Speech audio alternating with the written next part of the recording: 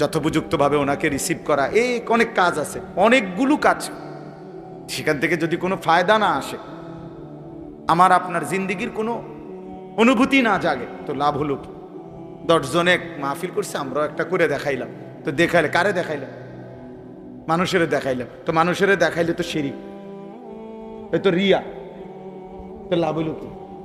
কথাটা বুঝছেন না? না দেখাই দিলাম বেটা, দেখ এটা আমরাও পারি মা, তো কি সে মানুষে দেখলো আর কি, বা মানুষে দেখলো যে অনেক মানুষ হয়েছে, তো এরপরে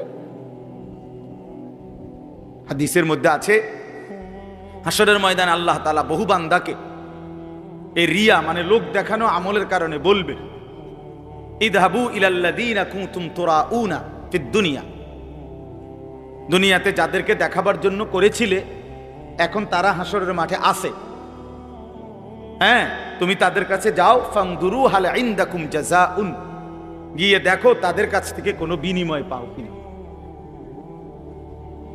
তুমি যাদেরকে দেখাইবার জন্য করছিলা তারা আছে এখন হাসরের মাঠে, যাও ওদের কাছে গিয়ে তোমার কর্মের বিনিময় যাদেরকে দেখাইবার জন্য করছিলা ওদের থেকে নাও, আমার থেকে নিবা কেন? আমার জন্য তো করো নাই। বুঝছেন নি ফেসটাম নেই? তা আল্লাহ তাআলা যদি প্রত্যাখ্যান করে তো কে বিনিময় দিবে? কঠিন ব্যাপার এটা। কোরআন শরীফে আছে স্পষ্ট, আল্লাহ তাআলা বলছেন, ওয়ালা ইউশরিক বিইবাদাতি রাব্বিহি আহাদা, আমি আল্লাহর কোন ইবাদতের মধ্যে সামান্যতম কাউকে অংশীদার বানানো যাবে না, বানানো যাবে। একটা মাহফিল করমু এরুম, বক্তা আনমু দরকার হলে হেলিকপ্টার দিয়া দেখাইয়া সারুম, যদি বাপের বেড়া হইয়া থাই, হ্যাঁ তো দেখাইলেন আর কি, বাপের বেড়াও হইলেন আপনি, সবই ঠিক আছে। তারপরে বুঝেন না আমার কথা? 30 লাখ টাকা খরচ হইল, একবার দেশ চুক্তি, মানুষ লাড়া খাইল, সারা বিশ্ব দেখলো জানলো, তো এরপরে কি? এই মানুষ, এই সমস্ত 800 কোটি মানুষের কাছে কোনো বিনিময় আছে? তো তাইলে তাদের তো কোনো যোগ্যতা নাই, তারা তো আমার এই কর্মের কোনো প্রতিদান দিতে পারবে না, তো আমি তাদেরকে দেখাইয়া লাভ হইল কি? এটা বুঝার ব্যাপার। এই জন্য আমার ভাই, আমি জানি ছেলেরা কষ্ট করছে, আমাদের প্রিয় ভাই নাহিদ, আমি মূলত ওই ভাইয়ের অনুরোধে এই ডেট দিছি। তো বাস্তবতা হলো, আপনাদের কাছে এটা বুঝাইতে চাই সব সময়, নওজোয়ান ছেলেদের কাছেও আমার অনুরোধ, ভাই নেক কাজ, এই যে একটা মাহফিলের ইন্তজাম করা, কোরআন সুন্নাহর ইন্তজাম করা, কথা শুনবার, এটা কিন্তু একটা আমল। কি বলেন? এটা একটা নেক আমল না? এটা আল্লাহর জন্য হওয়া চাই। আমি বলবো আল্লাহর জন্য, আপনি শুনবেন আল্লাহর জন্য, আয়োজনকারী আয়োজন করবে আল্লাহর জন্য। আর প্রত্যেকেই মনোযোগ দিলে, আন্তরিকতা নিয়ে শুনলে বরকত হয়। ও বাবা, তোমরা এনে বুট খাইও না, বাপ ব্যাট খাইও না বেকুবের মতো, হাসো না, হাসো না, বন্ধ করো বাবা, পরে খাইও, পকেটে নাও এটা। তাহলে এই জন্য বললাম, হ্যাঁ আমার এটা কষ্ট করি আমি, আমার শ্রোতা যতক্ষণ, আমি শুধু আমারটা আমি বলে গেলাম, আমার সময় পার করা 1 ঘন্টা, এরপরে আপনার গো কি হইলো না হইলো এটা আমার জানার বিষয় না, না এটা কোনো কথা না, এটা কোনো কথা না।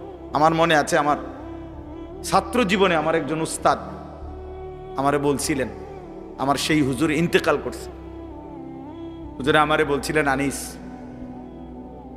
যখনই আল্লাহর কথা বলতে বসবা তো এটা মনে রাখো যে মানুষগুলোর সামনে বসছো, এই মানুষগুলো তোমার বান্দাও না, তোমার উম্মতও না। কথা বুঝছেন না? বলো না, এরা আমার বান্দাও না, আমার উম্মতও না, এরা আল্লাহর বান্দা, রাসূলুল্লাহর উম্মত। অতএব তুমি এটা মানসিকতা এই মাথায় নিয়ে করো যে কার সামনে বলতেছো, জানতেন কেউ না, এরা আল্লাহর বান্দা, এরা রাসূলুল্লাহ সাল্লাল্লাহু আলাইহি সাল্লামের উম্মত, তোমার কেউ না এরা। তো তুমি মনে রাখো, হুজুরে বলছেন মনে রাখো, যেন আল্লাহ তোমাকে বলছেন আমার বান্দাদেরকে আমার কথাটা বলো, যেন রাসূলুল্লাহ সাল্লাল্লাহু আলাইহি সাল্লাম বলছেন, আনিস আমার উম্মতেরা, এদেরকে আমার কথাগুলো বলো। জন্য শ্রোতার প্রতি কদর থাকা চাই, কদর থাকা চাই। এজন্য চলেন ভাই, আমরা প্রত্যেকে আজকের জন্য সব সময় এই একটু যদি আন্তরিক হইতো, মুসলমানের জিন্দিগি আরো সুন্দর হইতো। বছরে 52 সপ্তাহ, এক বছরে মোট হাতে ধরা যে মোবাইলগুলো এগুলো নামায় ফেলেন, ভালো হবে। আপনি এমনি শুনেন দোস্ত, হাতে ধরা যে মোবাইলগুলো এগুলো নামায় ফেলেন। মোবাইলে যথেষ্ট পরিমাণ ওয়াজ আছে, অভাব নয়। ছেলেরা দেখেন না রেকর্ড করে, আর এমনি তো আছে। এখন আমরা আসছি কষ্ট করে, আপনারাও আসছেন কষ্ট করে, সামনাসামনি শুনেন, একবার চোখের দিকে তাকায়, বরকত হয় এতে। চোখের একটা আসর আছে প্রত্যেকের, প্রত্যেকের। মানে চোখ মানুষের পুরা দেহ বদলা, দেহের মধ্যে নারীর প্রতি, ভিন নারীর প্রতি চোখ পড়লে সারা দেহের মধ্যে কি হয়, অনুভূতি হয় ভিন্ন রকম। তাই এটা বুঝাই গেল চোখের একটা কি আছে, আসর আছে। তো ঠিক নেক কাজের প্রতি, কোনো আল্লাহওয়ালা, কোনো আলেমে দ্বীনের প্রতি নজর পড়লেও পুরা দেহের মধ্যে পরিবর্তন হয়, নেকের অনুভূতি হয়। হ্যাঁ, রাসূলুল্লাহ সাল্লাল্লাহু আলাইহি সাল্লামকে জিজ্ঞেস করছে সাহাবী, ইয়া রাসূলুল্লাহ, আমি কার সাথে চলবো? তো বলছে, মান যাক্কারাকুম বিল্লাহি রুয়াতুহু, যাকে দেখলে আল্লাহর কথা মনে পড়ে। ওয়া যাদা ফি ইলমিকুম মানতিকুহু, যার কথা শুনলে ইলম বাড়ে, জ্ঞান বাড়ে। ওয়া যাক্কারাকুম বিল আখিরাতি আমালুহু, যার আমল দেখলে আখিরাতের কথা মনে পড়ে। যার চেহারার দিকে তাকাইলে আল্লাহর কথা মনে পড়ে, যার কথা শুনলে নিজের জ্ঞান বাড়ে, যার আমল দেখলে আখিরাতের কথা মনে পড়ে। রাসূল সাল্লাল্লাহু আলাইহি সাল্লাম বলে, তাকে সঙ্গী বানাও, তার সঙ্গী হও, তারে বন্ধু বানাও, তার সাথে চলো, তার সাথে উঠা বসা করো, তার সাথে সম্পর্ক রাখো। এই জন্য নজরের একটা কি আছে, বরকত আছে, বরকত আছে। কচ্ছপ একটা প্রাণী আছে না, কচ্ছপ, এই কচ্ছপ বাচ্চা ফুটায় নজর দিয়ে। কচ্ছপের ডিম থাকে পারে, আর কচ্ছপ থাকে পানিতে। ওইখান থেকে সে শুধু চোখের দৃষ্টি দিয়া ডিমের দিকে তাকায় থাকে। এই নজরের বরকতে কিছুদিন পর ডিমের থেকে বাচ্চা ফুটে। হ্যাঁ, এজন্য নজর বদলায়। গুনার নজর গুনার প্রতি প্রভাবিত করে, নেক কাজের নজর। আল্লাহর ঘর দেখলে, কাবা শরীফ, মালিকের ঘর দেখলে চোখে পড়লেই কলিজা ছিঁড়া যায়,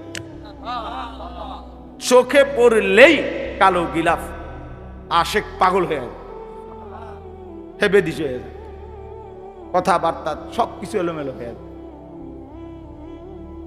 এটা একটা ভিন্ন বিষয়, নজর। নজর, মদিনার সবুজ গম্বুজ নজরে পড়লেই সফরের সমস্ত ক্লান্তি দূর হয়েছে, দূর হয়ে নজরের সাংঘাতিক বরকত, পরিবর্তন হয়। আমরা অনেক সময় বুঝি না আর কি, মার দিকে নজর দিলে জান্নাত মিলে যায়।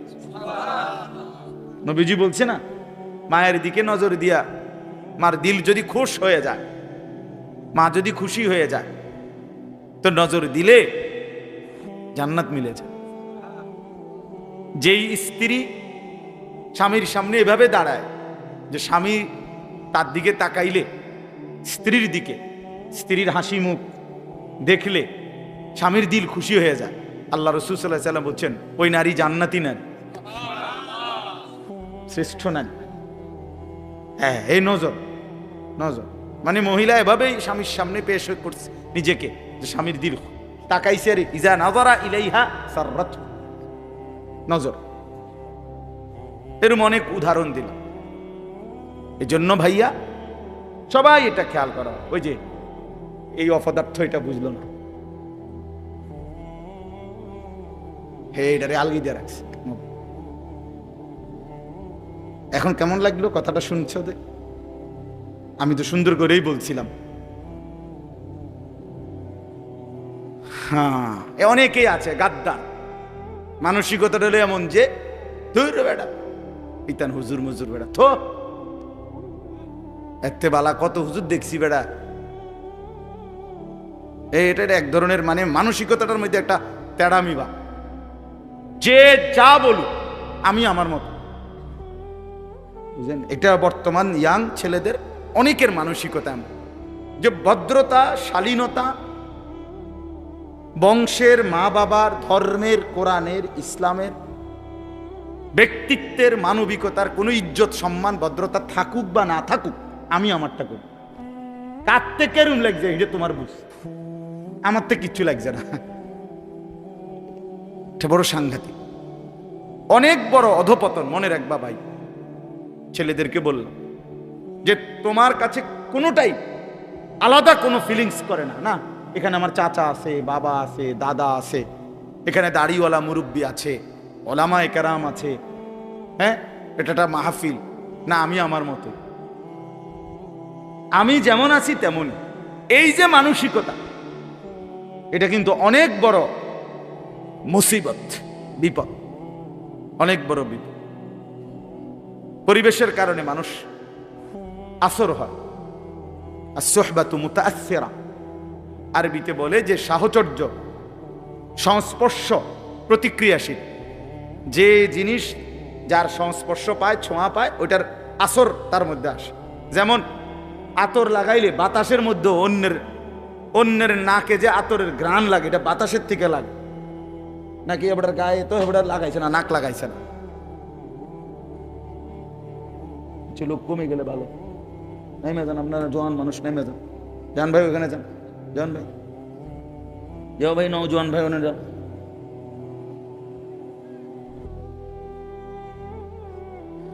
তো এই কারণে কোনোখানে পেশাব পায়খানা থাকলে ওইখানের বাতাসেই বোঝা যায় না দুর্গন্ধ, মানে দুর্গন্ধটা লাগছে বাতাস থেকে। এই জন্য দোস্ত আমার, বন্ধু আমার, সাহচর্য, সংস্পর্শ প্রতিক্রিয়াশীল। যে যার সাথে উঠা বসা করে তার আসর তার মধ্যে পড়ে, এটা সত্য কথা, এটাই বাস্তব। প্রত্যেক মানুষকে তার বন্ধু দেখে চিনা যায়। রাসূলুল্লাহ সাল্লাল্লাহু আলাইহি সাল্লাম বলেন, আর রাজুলু আলা দীনি খালিলিহি। নবী সাল্লাল্লাহু আলাইহি সাল্লাম বলেন, প্রত্যেক ব্যক্তি তার বন্ধুর দ্বারা প্রভাবিত হয়, বন্ধুর রঙে রঙিন হয়, বন্ধুর সাজে নিজেকে সাজায়। ফালিয়ানজুর আহাদুকুম মান ইউখালিলু, অতএব তোমরা লক্ষ্য রেখো, নবীজি বলছে, কাকে বন্ধু বানাচ্ছ। মান ইউখালিলু, কাকে খলিল, বন্ধু বানাচ্ছ। ও আমার ফ্রেন্ড, তো তারে দেখলে তো বোঝা যায় তুমি কোন ডকে। তার চেহারা, চুল, লেবাস, তার কথাবার্তার ঢং রং দেখলেই আন্দাজ করা যায় তুমি কেমন। বয়স্কদেরকেও চিনা যায়, নওজোয়ানকেও চিনা যায়। আমি অনেক সময় বলি, বয়স্ক মানুষ যারা আপনারা, আপনার সাথে ডানে বামের সবাই 5-6 জন বসা, সবাই বিড়ি সিগারেট খায়, আপনি যদি এর মাঝখান দিয়ে বলেন যে আমি একজন জোনায়েদ বাগদাদি, না আমরা বুঝি চাচা, আমরা কোনো সিরা খাই না, আমরা ভাত খাই। আমরা আজকে দুপুরে ভাত খাইছি, সিরা দিয়ে পানি দিয়ে ভিজাইয়া খাইছি না।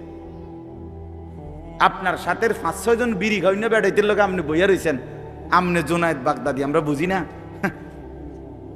আমনে কি ডকের মানুষ, বুঝেন নাই কথা? হ্যাঁ, এটাই বাস্তবতা। বন্ধু দেখে মানুষ চিনা যায়, সঙ্গী দেখে মানুষ চিনা যায়, সঙ্গী দেখে মানুষ চিনা যায়। রাসূলুল্লাহ সাল্লাল্লাহু আলাইহি সাল্লাম বলছেন, লা তুসাহিব ইল্লা মুমিনান, মুমিন ছাড়া কাউকে বন্ধু বানাইও না।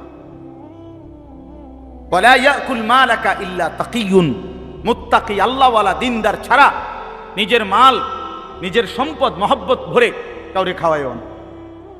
ঠেকাই পয়রা, বিপদে পয়রা,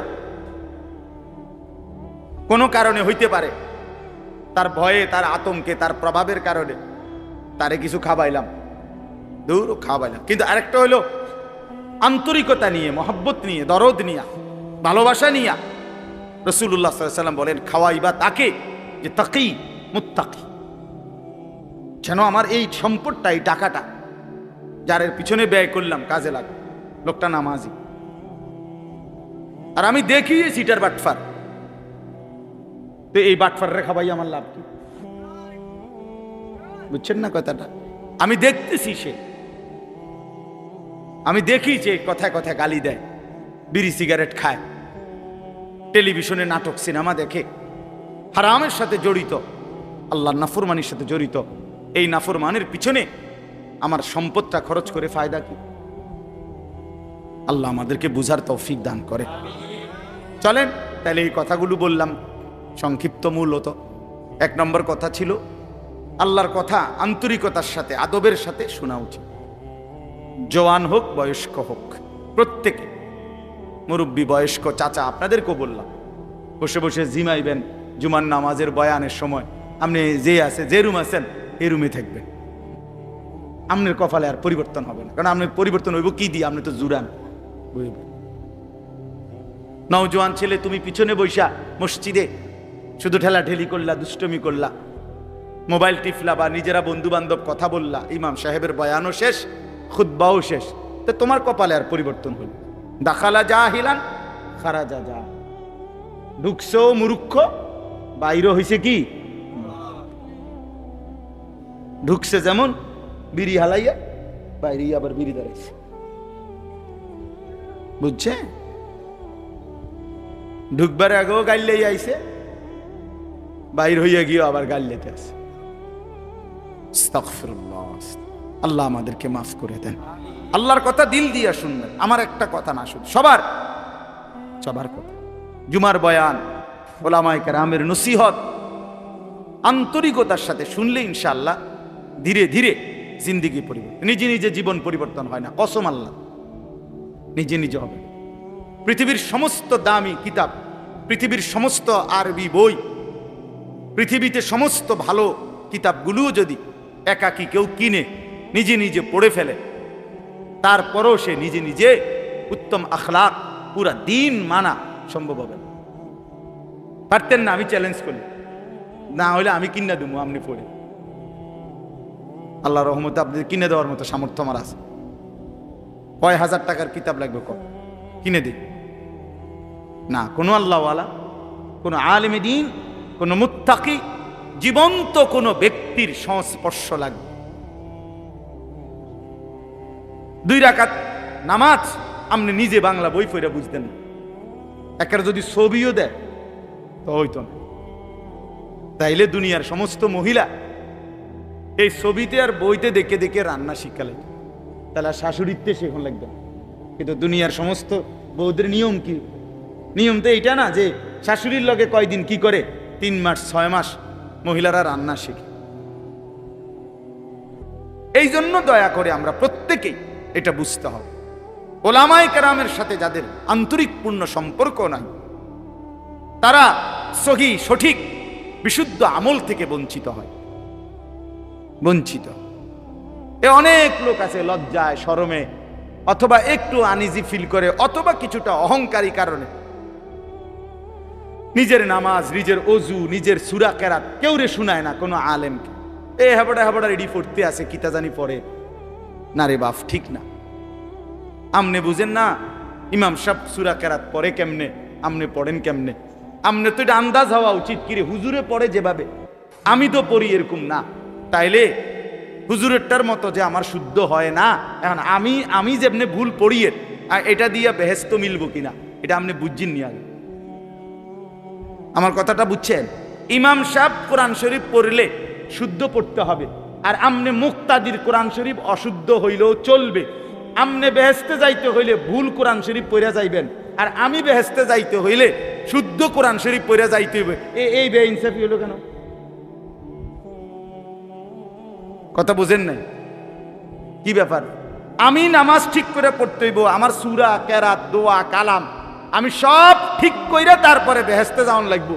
আর আমনের সবগুলো ভুল নিয়া আমনে বেহেস্তে যাইবেন গা, বেহেস্তে এরকম মামুর বাড়ি হয়ে গেল কেমনে?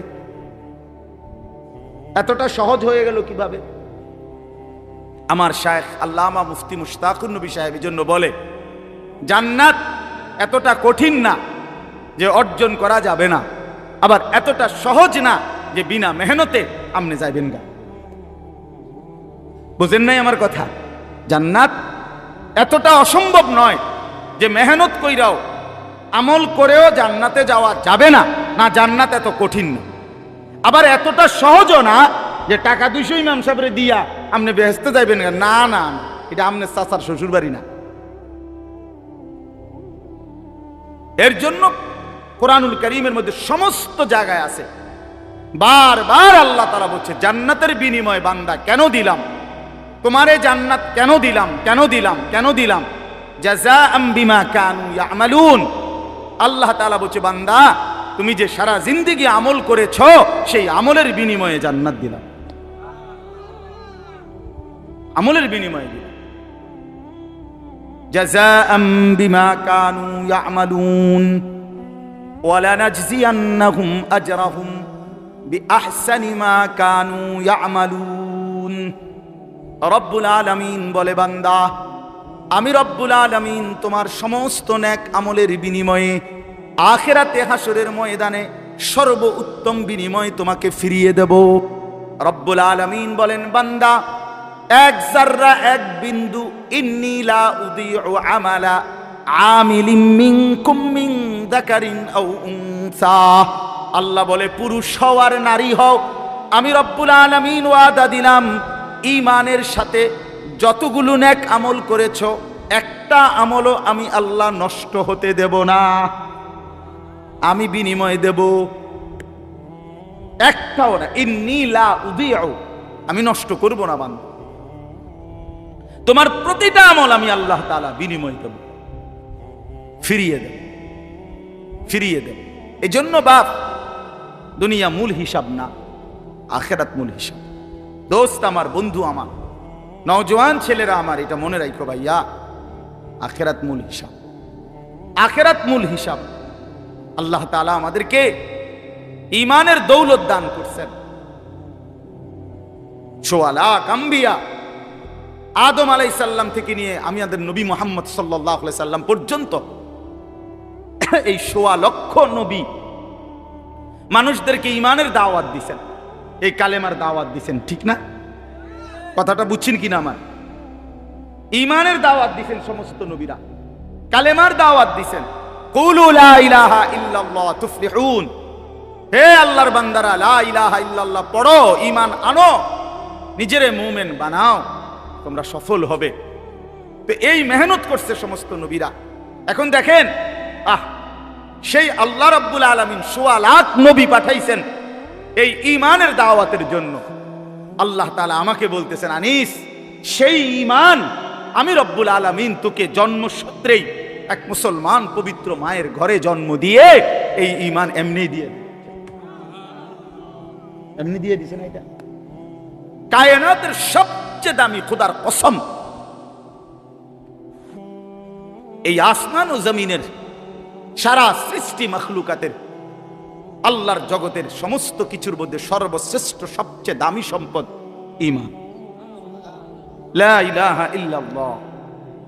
এটা যার জবানে, এটা যার কলিজায়, এটা যার জিন্দেগিতে, এটা সর্বশ্রেষ্ঠ নিয়ামত। আর সেইটাই সবচেয়ে দামি বস্তুটা আল্লাহ তাআলা এমনি দিয়ে আমারে যেন মায়ের পেট থেকে যেদিন বের করছেন আল্লাহ যেন বল জানিস এটার সাথে নিয়ে যা,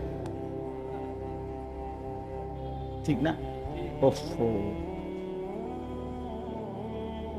72 বছর বয়স্ক মুরব্বী চাচা আমি দেখছি, 72 বছর বয়স, হিন্দু, তার 2 ছেলে কালেমা পড়ছে। ছেলেরা রাত দিন কাঁদে। আমি 3 জন আলেম নিয়ে ওনারে দাওয়াত দিছি, কালেমার দাওয়াত দিছি ছেলেদের অনুরোধে। 2.5 ঘন্টার মতো ওই চাচারে বলছি, চোখের পানি ফেলে আমি কাঁদছি। ওই চাচা একবারও জবান দিয়া কালেমা বলে না। আমি কাঁদছিলাম, তো আমার সাথীদের কাছে বলছিলাম দেখেন আল্লাহ তাআলা 72 বছর বয়স এই লোকটার কোন দিন মালিকের নামটা তার জবান দিয়া বাইর হয় না। আর আল্লাহ তাআলা আমাদেরকে সেই ছোট্টবেলা থেকে কত হাজারবার লক্ষবার এই ঈমান, এই কালেমা লা ইলাহা ইল্লাল্লাহ এটা উচ্চারণের তৌফিক দান করছেন। এই সৌভাগ্য খোদার কসম, এই সৌভাগ্য কি দিয়ে বিনিময় দিবেন? আল্লাহ যেটা আমগরে দিলেন, আল্লাহ যদি বলে বান্দা এর কিছু বিনিময় দাও, কি দিয়ে দিবেন? রাসূলুল্লাহ সাল্লাল্লাহু আলাইহি সাল্লাম বলেন 7 আসমান ও জমিন যদি এক পাল্লাতে রাখা হয়, আর কালেমা লা ইলাহা ইল্লাল্লাহ যদি এক পাল্লাতে রাখা হয়, আল্লাহর কসম নবী বলেন কালেমা লা ইলাহা ইল্লাল্লাহর পাল্লাটাই ভারী হবে। তাইলে বলে, তাইলে আপনি এখন আর কি দিয়ে মূল্য দিবেন? আর মনে করেন আপনারে সারা পৃথিবীর চাবিটা দিয়ে দিল, আর 7 আসমান জমিনের চাবিটা দিল, আপনি মালিক হইলেন। তা আল্লাহ তাআলা বললেন, বান্দা ইমানের পাল্লা আমি যে ইমান দিছি এইটার দামটা শোধ দাও। তা আপনার কাছে আছে মনে করেন 7 আসমান জমিন, এই পুরাটার চাবিটা। তো বলে আল্লাহ আপনার আমি এটা দিলাম, কিন্তু এটা তো ওই কালেমার সামনে অনেক নিচে পড়ে থাকবে। এত দামি নিয়ামত আল্লাহ তাআলা আমাদেরকে দিছেন। এই ঈমান যাকে আল্লাহ দিছেন, মুসলমান যাকে আল্লাহ বানিয়েছেন, আমার ভাই আমার এই কথা অল্প কদ্দুর কথা, মনোযোগ দিয়ে শুনেন। আল্লাহ তাআলা যাকে ঈমানের দৌলত দিছেন, কালেমার সম্পদ দিছেন, আমাদেরকে মুসলমান পরিচয় দেওয়ার মতো নিয়ামত দিছেন, আমরা বলতে পারি, বলি, রাত দিন নিজের পরিচয় দেই মুসলমান। আমাদেরকে আল্লাহ তাআলা এই শ্রেষ্ঠতম নিয়ামত দিয়ে আল্লাহ তাআলা ওয়াদা দিছেন, বান্দা তুমি একটা আমি তোমারে এমনিতেই দিলাম, এই যে ঈমান এমনিই দিছি, আর একটা জিনিস তুমি আমারে বুঝাইয়া দাও, বিনিময়ে আমি আল্লাহ আমার অনন্তকালের জান্নাত তোমারে বুঝাইয়া দেব, তোমারে বুঝাইয়া দেব। আল্লাহ তাআলা বলছেন।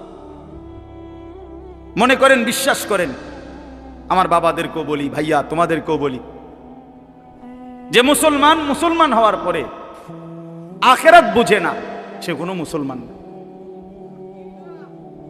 আসলেই না। হয় কোনো মুসলমানে না, হয় কোনো ইমানদারে না। যে কবর বুঝে না, মৌত বুঝে না, হাসরের মাঠ বুঝে না, মিজান বুঝে না, আমল নামা বুঝে না, ফুলসেরাত বুঝে না, এই কোনো কিছু যার কলিজার মধ্যে নাই, এটা যার ফিকিরের মধ্যে নাই, এটা যার চলা ফেরা, কথাবার্তা, আচরণ, উচ্চারণ, লেনদেন, রাত দিন, কোনো কিছুতে যার ভিতরে আখেরাত বলতে কিছু আছে, পরকাল, এইটা যার কলিজার মধ্যে, চলাফেরার মধ্যে, আচরণের মধ্যে নাই, আল্লাহর কসম, আরে ভাইয়া তারে মুসলমান বলে না, আসলেই না, তারে মুসলমান বলে না। মুসলমান তাকে বলে, মুত্তাকি তাকে বলে, মুমিন তাকে বলে। আল্লাহ কোরআনে বলছে, ওয়াবিল আখিরাতি হুম ইউকিনুন। সূরা বাকারার শুরুতেই আল্লাহ বলে দিছে, আখিরাতের প্রতি পূর্ণ ইয়াকিন রাখেছে, তারে মুমিন বলে, তারে মুত্তাকি। আখিরাতের প্রতি ইয়াকিন মানে ভাষা ধারণা না, একেবারে ইয়াকিন। মনে করেন আগুন লাগলে পুড়ে যায়, এটা আমাদের ধারণা না ইয়াকিন। পানিতে পড়লে বাচ্চা এটা ডুবে যাবে, এটা আমাদের ধারণা না ইয়াকিন। এই ইয়াকিন কয় তো অনেকেই কয় আগুন লাগলে ফুরে যাব, হইতেও পারে মনে, এটারই নি কয় মানুষ না, এটা তার ইয়াকিন। ঠিক আখিরাতের ব্যাপারে যে মুসলমান এটা মনে করে যে হ্যাঁ এত হুজুর যেহেতু বলে, হইতেও পারে আখিরাত, হইতেও পারে, বলে তো দেখি হুজুররা তো এডি কইয়ে খাইতে আছে, বুঝছেন না কথা? হ্যাঁ, অনেক মুসলমান তো অনেকে টিটকারি করে বলে, মস্কারি করে বলে, হুজুর এডি কইয়েই তো চলেন আপনার ঘর কাম কি, একটা দাওয়াত খাও। এমন বেয়াদব আছে না? কথা বলেন না কেন? হ্যাঁ, এ তো বেয়াদব। তাই এই জন্য বললাম, এরকম যে আপনি মনে করতেছেন বলে, ওই তো পারে। কোরআন শরীফে আছে, জাহান্নামীকে ফেরেশতা জিজ্ঞেস করবে, জাহান্নামী যখন বিকট চিৎকার করবে, আল্লাহর ফেরেশতা বলবে, আলাম ইয়াতিকুম নাদির, এই নাফরমান চিল্লাও কেন? তোমার কাছে কি কোনো মানুষ, কেউ তোমারে কোনোদিন জাহান্নামের ভয় দেখায় নাই? ক্বালু বালা, নাফরমান বলবে হ্যাঁ। জাহান্নামী বলবে, ফেরেশতা বন্ধু, কাদ জাআনা নাদির, আমার কাছে জাহান্নামের ভয় প্রদর্শনকারী বান্দা এসেছিল। কত ইমাম, কত খতিব, কত আলেম, কত আউলিয়া, কত বুজুর্গ, কত মাশায়েখ আমার কাছে বলেছিল। আমি শুনেছিলাম মসজিদে জুমার বয়ানে, ওয়াজে মাহফিলে আখিরাতের কথা, পরকালের কথা, জান্নাতের কথা, জাহান্নামের কথা। ফাকাদ্দাবনা, আমি প্রতিটা কথাকেই মিথ্যা মনে করেছি। অকুলনা মা নাযালাল্লাহু মিন শাই, আর আমি বলেছিলাম এগুলো আল্লাহ নাজিল করে নাই। ইন আনতুম ইল্লা ফি যালালিন কাবীর, আমি আরো বলেছি যারা বলেছে তাদেরকে যে তোমরাই ভুলের মধ্যে আসো। বুঝেন নাই? এই কারণে আজ জাহান্নামী হয়ে গেলাম। এই জন্য আমার বলার উদ্দেশ্য হলো যে কথাটা, আখিরাত আল্লাহ তাআলা আমাদের জন্য নির্ধারণ করেছেন, এটা নিশ্চিত, এটা ইয়াকিন রাখতে হবে। আগুনে পুড়লে যেমন পুড়ে যায়, এটা যেমন আমার ইয়াকিন, আখিরাত তার চাইতে বড় ইয়াকিন। মৃত্যু হবেই, কবর হবেই, হাসরের মাঠ হবেই। আমার আমলনামা, আমার পুরা জিন্দেগীর প্রতিটা সেকেন্ড নিঃশ্বাস, এটার হিসাব আমি আমার হাতে নিতেই হবে।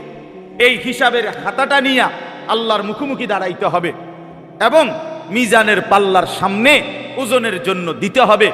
ফুলসিরাত পার হতেই হবে, জান্নাত কিংবা জাহান্নামের ঠিকানায় আমারে যেতেই হবে। এই কথা খোদার কসম মুসলমান ভুলতে পারে না। এই কথা ভুললে মুসলমান থাকে না, এই কথা মনে না পড়লে সে মুসলমান হয় না। মুসলমান হয় না। মুসলমান মানে যার জিন্দেগীর প্রথম শব্দ আখিরাত, এরপরে দুনিয়া। আগে আখিরাত, এরপরে দুনিয়া।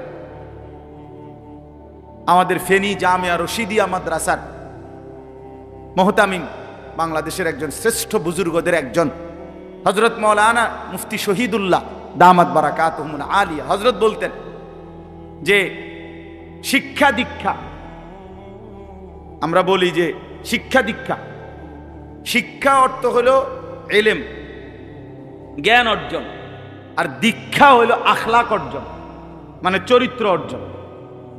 মূলত এর দুইটা দুটোটাই অর্থবোধক শব্দ। অর্থাৎ যেমন কাগজ টাগজ, কলম টলম, এর টলমের কোনো অর্থ নাই, কাগজের কোনো কি নাই, এটা এরকম না। শিক্ষা দীক্ষা দুটোটাই গুরুত্বপূর্ণ শব্দ। শিক্ষা মানে হলো ইলম, জ্ঞান, আর দীক্ষা মানে হলো আখলাক, জীবন গঠন। তো হযরত বলেন যে মূলত বলা উচিত দীক্ষা শিক্ষা, অর্থাৎ জ্ঞান অর্জন যেটুকুই হোক হোক, আখলাক পুরাটা হোক। বুঝেন নাই কথাটা? ফার্স্ট বয় ক্লাসের, লাস্ট বয় ক্লাসের দুইজনেই মেধায় কম হইতে পারে, রুল নাম্বার কম বেশি হইতে পারে, কিন্তু রাসূলুল্লাহ সাল্লাল্লাহু আলাইহি সাল্লামের সুন্নাতের অনুসরণ, 5 ওয়াক্ত নামাজ জামাতে পড়া, টয়লেট বাথরুমে ওযু ইস্তেনজায় সুন্নত তরিকা পালন করা, হালাল হারাম বাইসা চলা, মা বাবাকে সম্মান করা, উস্তাদকে ইজ্জত করা, নিজের চেহারা সুরত শরীর পাক পবিত্র রাখা মনে করেন, এবং নিজের মধ্যে উত্তম গুণাবলী তৈরি করা, এটা যেন হয় বরাবর। প্রথম ছাত্রটাও লাস্ট ছাত্র। এই জন্য বুঝাইলাম আর কি, যে দুনিয়া যার যেটুকুই হোক, যার দুনিয়া যেটুকুই অর্জন হোক, আখিরাত যেন হয় শতভাগ। দুনিয়া খোদার কসম বন্ধু, লক্ষ কোটি চেষ্টা করিলেও দুনিয়া সমান বানাইতে পারবেন না। সমান বানায় আল্লাহর ওয়াদা, এটা কোরআন শরীফে আছে, ইন্না রব্বি ইয়াবসুতুর রিজকা লিমান ইয়াশা ওয়া ইয়াকদির। আল্লাহ বলেন দুনিয়ায় আমি যাকে ইচ্ছা সম্পদ বেশি দেই, ইয়াবসুতু, আবার যাকে ইচ্ছে করি আমি তারে কমায় দেই। এখানে শিক্ষার কিচ্ছু নাই, একেবারে না। শিক্ষা দীক্ষা অর্জন করেও, মানে পড়ালেখা করেও অনেকের সম্পদ যে পরিমাণ, মূর্খ বকলম, নামটাও দস্তখত দিতে জানে না, টিপসই দেয়, এমন কোটি কোটি মানুষ আছে যাদের অর্থ সম্পদ, দুনিয়ার ক্ষমতা, প্রভাব প্রতিপত্তি শিক্ষিত মানুষের চাইতে কোটি গুণ বেশি। তো হেতে করতে কানলো, এটা ওইতে করতে কানলো কিভাবে, কোন যুক্তিতে সে এত সম্পদের অধিকারী হল? এক ঘরের 2 সন্তান, আপন মা 2 ফুতেরই আদর কইরা দিছে, দোয়া কইরা দিছে, মা দনোজনেরই কল্যাণ কামনা করে, কিন্তু 1 ফুতের অনেক সম্পদ, আরেক ফুত ফকির। এমন হলো কেন? এমন হলো এজন্য দোস্ত আমার, দুনিয়া সমান করা যায় না, দুনিয়া সমান করা যায়। কোরআন শরীফে আল্লাহ তাআলা বলছে, যত লোক দুনিয়া চায় আমি তত জনরে দুনিয়া দেই না। আমি যে কয়জনরে দুনিয়ার সম্পদ দিতে চাই কেবল তাদেরকেই দেই। আল্লাহ বলছে কোরআনে, যতজন দুনিয়ার যতটুকু সম্পদ চায় যে যা চায় আমি তা দেই না, আমি যদ্দুর ইচ্ছা করি তদ্দুর দিই। কিন্তু আল্লাহর কসম, আল্লাহ বলছে যতজন আখিরাত চায়, জান্নাত চায়, তো আমি যেটা বলছি ঈমান আর নেক আমল বুঝাইয়া দিলে আমি আল্লাহ ওয়াদা দিলাম প্রত্যেককে জান্নাত দিয়ে দিলাম। জান্নাত চাইবে যতজন দিমু তত, দুনিয়া যতজন চাইবে অতজন দেব না। সবাই বিদেশ গেছে কিন্তু সবাই কোনো হমান টিয়া কামাইছে না। এর মূল্য কেন? দুনিয়া যতজন চায় অতজন দেয় না। এটা আল্লাহর ফয়সালা দুনিয়ার ব্যাপারে এমন, কিন্তু আখিরাতের ব্যাপারে ভিন্ন। ওমান আরাদাল আখিরাতা ওয়া সাআ লাহা সাইয়াহা ওয়া হুয়া মুমিন। রব্বুল আলামিন বলেন যারা যারা আখিরাত চায় আর ঈমান ঠিক রেখে আখিরাতের মেহনত করে, আমল করে, ফাউলাইকা কানা সাইয়ুহুম মাশকুরা, আমি রব্বুল আলামিন তাদের প্রত্যেকের মেহনত কৃতজ্ঞতার সাথে গ্রহণ করে নেব। সবাইকে দেব, ফকিরকেও জান্নাত দেব, ধনীকেও জান্নাত দেব। শর্ত হইল ঈমান, শর্ত হইল আমার গোলাম। তো আমি আপনাদেরকে বলতে চাচ্ছি আল্লাহ তাআলা ঈমানের দৌলত আমাদেরকে এমনিই দিছেন, আর বলছেন বান্দা আরেকটা তুমি আমারে দাও। এই দুইটা মিলাইয়া দাও। এবার একটা তো আমি এমনিই দিলাম, আরেকটা তুমি আমারে পালন করে বুঝাইয়া দাও। এই দুইটা মিলাইয়া এবার আমার হাতে তুলে দাও। হাসরের ময়দানে আমি আল্লাহ অনন্তকালের জান্নাত তোমারে দিয়ে দিলাম। এখন এই আরেকটা কি? আরেকটা হলো তাকওয়া, আরেকটা হলো, একটা হলো ঈমান। ঈমানবিহীন জান্নাতে যাওয়ার সুযোগ নেই। পৃথিবীর সমস্ত কাফের, হিন্দু, বৌদ্ধ, ইহুদি, খ্রিস্টান, নাস্তিক, মুরতাদ, পৃথিবীর সমস্ত ভালো কাজও যদি সে করে, সে পরকালে মুক্তি পাবে না। সে পরকালে কি পাবে না? কথা বলেন না কেন? হ্যাঁ, আপনি যদি বলেন এটা আপনার বাড়াবাড়ি কথা, অথবা আপনি যদি বলেন এভাবে বলা উচিত না, এভাবে কোনো কাউকে আঘাত করা ঠিক নেই, এই সমস্ত ফাঁকনা কথার অর্থ নেই, এসব ফালতু কথার কোনো অর্থ নেই। আল্লাহর কোরআন যেটা বলছে এটাই কথা। এবার কার গাত লাগে না ফিডে লাগে এটা দেখার বিষয় না। আমরা আড্ডিত লাগলেই কি আর চর্বিত লাগলেই কি? আমার সমস্যা কি? আমনের কি লাগছে? আমনে না চাইলে কাজেই এটা বাস্তবতা। ওমান ইয়াবতাগি গায়রাল ইসলামি দীনান ফালা ইউকবালা মিন। আল্লাহ তাআলা বলছে ইসলাম ব্যতীত অন্য যেই কোনো ধর্ম আমি আল্লাহর কাছে হাসরের ময়দানে পেশ করিলে আমি কশ্চিন কালেও সেটা গ্রহণ করব না। ওয়াহুয়া ফিল আখিরাতি মিনাল খাসিরিন। রব্বুল আলামিন বলে নিশ্চিত সে আখিরাতে ক্ষতিগ্রস্ত হবে, লস খাবে। আল্লাযীনা যাল্লা সাইয়ুহুম ফিল হায়াতিদ দুনিয়া ওয়া হুম ইয়াহসাবুনা আন্নাহুম ইউহসিনুনা সুনআ। আল্লাহ বলে বহু নাফরমান আছে যারা দুনিয়ার রাত দিন মেহনত করে মনে করছে বড় ভালো কাজ করেছি, কিন্তু আল্লাহ তাআলা বলেন তারা মূলত গুমরাহ। কেন? কারণ হলো তারা বেঈমান, আমি আল্লাহর প্রতি ঈমান রাখে নাই। আমার প্রতি ঈমান না রাইখা রাসূলুল্লাহ সাল্লাল্লাহু আলাইহি ওয়াসাল্লামের প্রতি ঈমান না আইনা এরপরে যদি কেউ পৃথিবীর সব ভালো কাজও করে তারপরও পরকালীন মুক্তি মিলবে না। এজন্য বন্ধু এটা জরুরি, ঈমান ঠিক রাখা জরুরি। অনেক ছেলে পেলে আছে মনে করে যে আমি অনেক ভালো কাজ করি, অবশ্যই প্রশংসনীয়, কিন্তু আখিরাতে পুরস্কার পাওয়ার জন্য ঈমান জরুরি। ঈমান জরুরি। তো আল্লাহ তাআলা এই ঈমানের দৌলত দিলেন আমাদেরকে। আর 2 নাম্বার আল্লাহ তাআলা চাচ্ছেন বান্দা আমারে তুমি তাকওয়া বুঝায় দাও। এখন তাকওয়া কি? তাকওয়াটা কি? তাকওয়া হলো সমস্ত কিতাবে আছে, একেবারে সহজ জিনিস। তাকওয়া কোরআনুল কারীমের খুব ব্যবহৃত।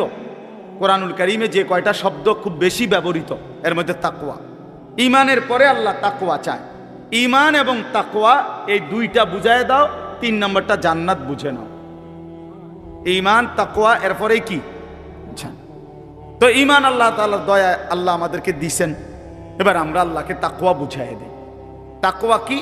তারকুল মুনকারাত, ফি'লুল খায়রাত, সমস্ত গুনাহ ছেড়ে দাও।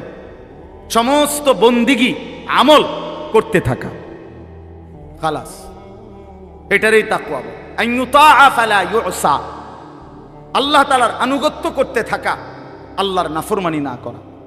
আন ইউশকারা ফালা ইউকফার, আল্লাহর শুকর আদায় করা, আল্লাহর অকৃতজ্ঞ নাফরমানি না করা।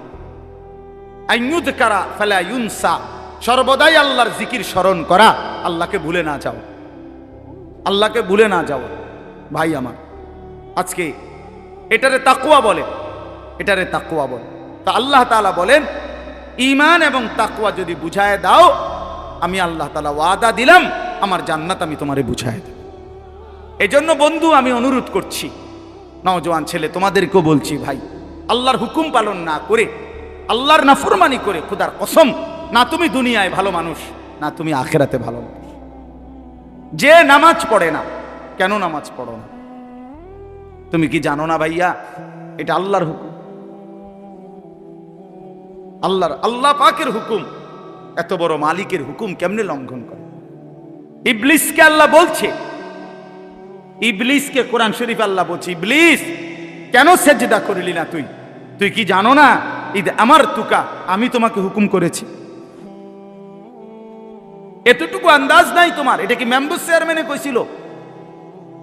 এটা কি সর্দার মাতব্বরে বলছিল? এটা তো আমি আল্লাহ বলছিল। তো আমাদেরকে তো প্রতিদিন নামাজ পড়তে বলছে, এটা কে বলছে?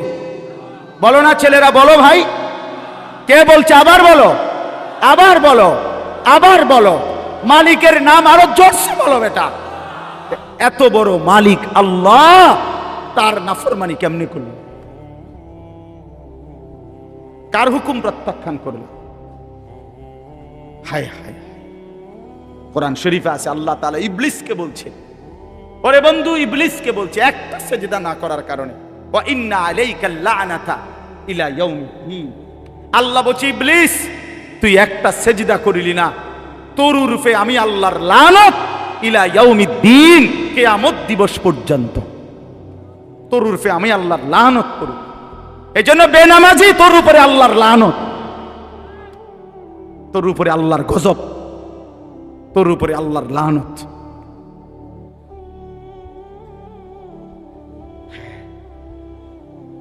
আল্লাহ তাআলা কোরআনে বলছে, ইবলিস সেজদা দিলি না, অহংকার করিলি, তুই কি জানো না আমি আল্লাহর সামনে অহংকার করা সাজে না?